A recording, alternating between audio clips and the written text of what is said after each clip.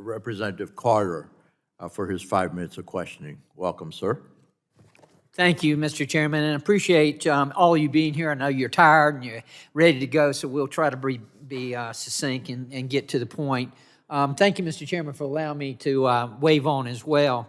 You know, NIL has, as we all know, has certainly changed sports, but it's really a great opportunity, and I hope we'll recognize the opportunity that it brings for student athletes as well as for fans like myself.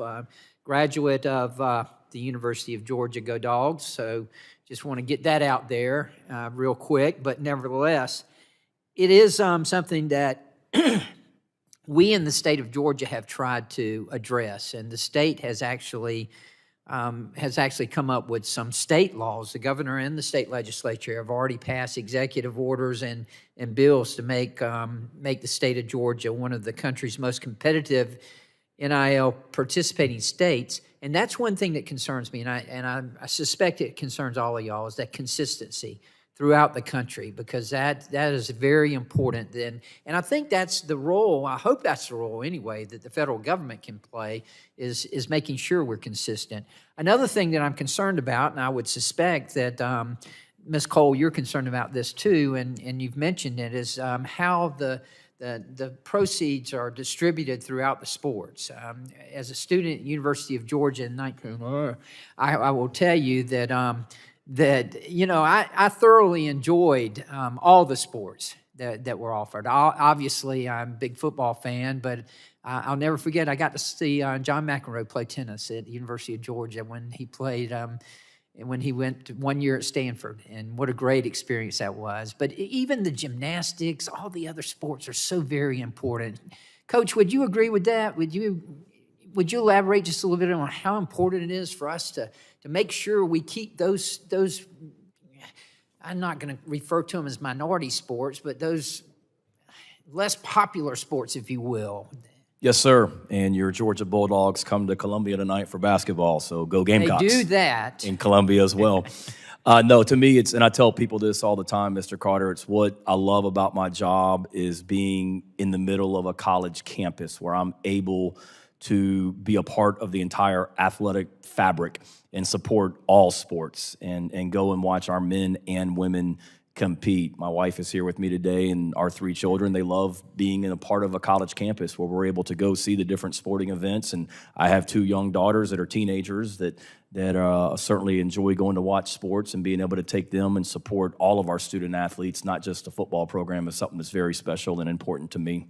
What about South Carolina? Do they have a plan on the sharing among the sports, on the different sports? Or how is that handled? Yeah, I believe it's obviously in the works, and our athletic director, Jeremiah Donati, has done a great job of spearheading that and communicating to all of us coaches at the University of South Carolina some of his initial plans as we get ready to finalize it.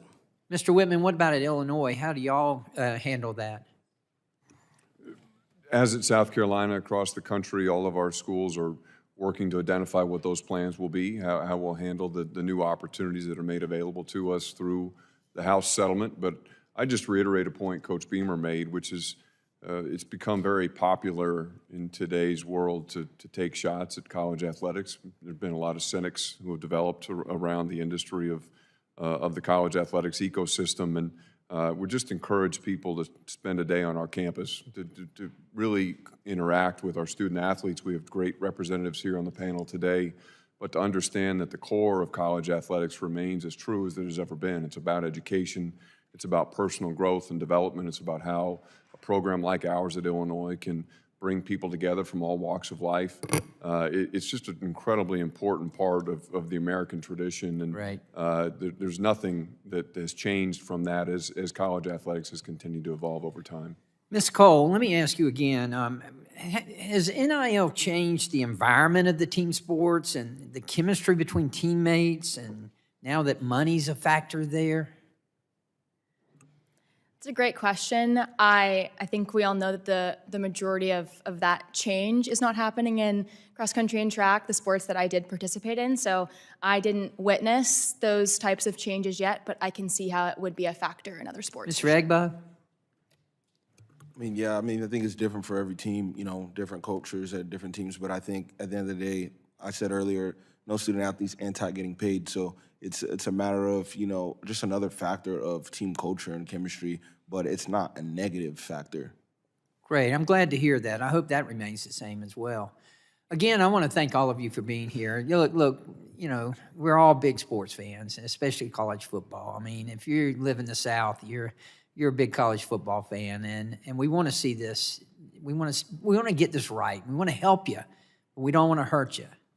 But we do want to help you. So please know that we're on your side, and we really appreciate you coming today, and really appreciate your participation in this. Mr. Chairman, I yield back. Never thought I'd